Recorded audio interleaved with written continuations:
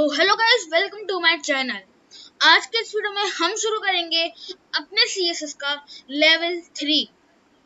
तो अगर आपको याद होगा, हमने पिछली वीडियो में अपने टेक्स्ट प्रॉपर्टीज को कंप्लीट कर लिया था, जो कि हमारा लेवल 2 का था। तो ये रहा, ये सब है बॉर्डर पैडिंग, ये सब हमने पिछली क्लास में पढ़ा था। आज हम लेवल 3 से शुरू करेंगे, जिसमें हम ये परसेंटेज पढ़ेंगे, पोजीशन पढ़ेंगे, जेड इंडेक्स, बैकग्राउंड इमेज और बैकग्राउंड साइज। आज बस हम यही पढ़ेंगे, उसके बाद हम अपना लेवल 4 शुरू करेंगे। तो हम शुरू करते हैं आज की क्लास अपने लेवल 3 से। आगे बढ़ते हैं, परसेंटेज पर आ जाते हैं। It is often used to define a size as relative to an element's parent object.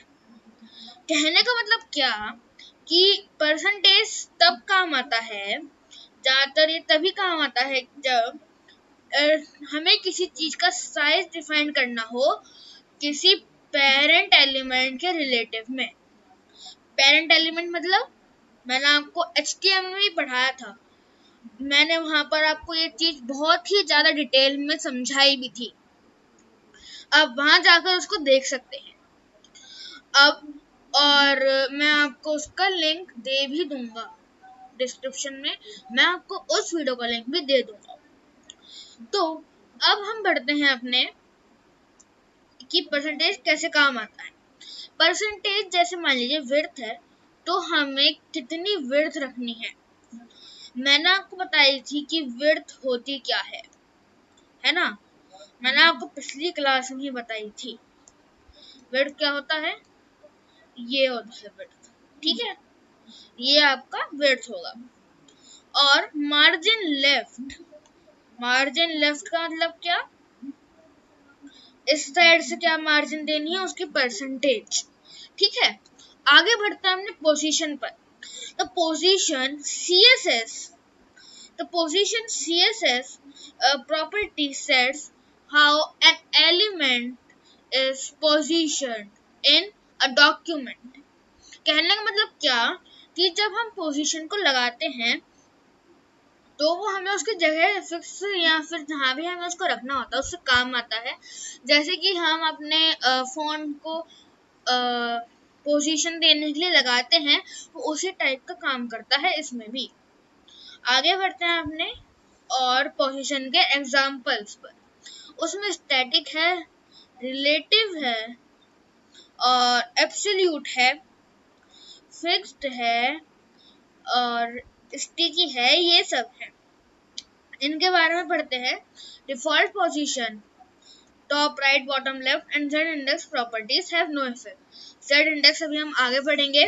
तो रिलेटिव में क्या होगा कि element is relative to itself, है ना। वो जो एलिमेंट है वो खुद के ही रिलेटिव होगा। Absolute, position relative to its closest position ancestor remove from the flow, है ना। जो फ्लोर है वो उससे निकल जाएगा और वो रिलेटिव की पोजीशन के ही एंसेस्टर का वो होगा, रिलेटिव उसी के होगा। Fixed, position relative to browser, है ना। फिक्स्ड यानी कि जहां पर वो आएगा वो वहीं पर ही फिक्स रहेगा, वो नहीं हिलेगा। Sticky, position based on users scroll position, ठीक है। आगे बढ़ते हैं। Z index, it decides the stack level of an element. Overlapping elements with a larger Z index cover those with a small one. समझ में नहीं आया होगा आपको, यहाँ पर सिर्फ इतना लिखा है कि वो स्टैक लेवल ऑफ एलिमेंट को कंट्रोल करता है। Overlapping element with larger Z index cover those with a smaller one. जो भी ज्यादा ओवरलैप हो रहे होंगे वो उसको छोटा कर देगा। तो Z इंडेक्स से कुछ एग्जांपल हैं, ऑटो, 0, 1, 2, -1, 2 एसेट्रा एसेट्रा, ठीक है। अब हम बढ़ते हैं हमने बैकग्राउंड इमेज पर। तो use to set an image as background, simple है कि वो अपने जो भी हमारा बैकग्राउंड है, जैसे अभी आप देख सकते हैं ये पूरा बैकग्राउंड ही है ना ब्लू कलर का, डार्क ब्लू टाइप कलर का। तो यहाँ बस वो है कि हम बैकग्राउंड में इमेज लगाने का है ये, है ना। अब बैकग्राउंड साइज पर बढ़ते हैं, जो कि आखिरी टॉपिक है आज का। फिर हम लेवल 4 शुरू करेंगे। तो बैकग्राउंड साइज में वो कवर, कंटेन और ऑटो, यानी कि जो हमने ये बैकग्राउंड इमेज लगाई थी उसके बारे में अभी बताया कि हमें उसका कितना साइज रखना है। जैसे कवर है तो वो पूरी स्क्रीन को कवर कर लेगा जितना हमने उसको गैप दिया होगा। कंटेन और ऑटो यानी कि वो अपने हिसाब से उसको सेट कर लेगा। तो आज के लिए बस इतना ही गाइस। बी से बी हेल्दी। बाय।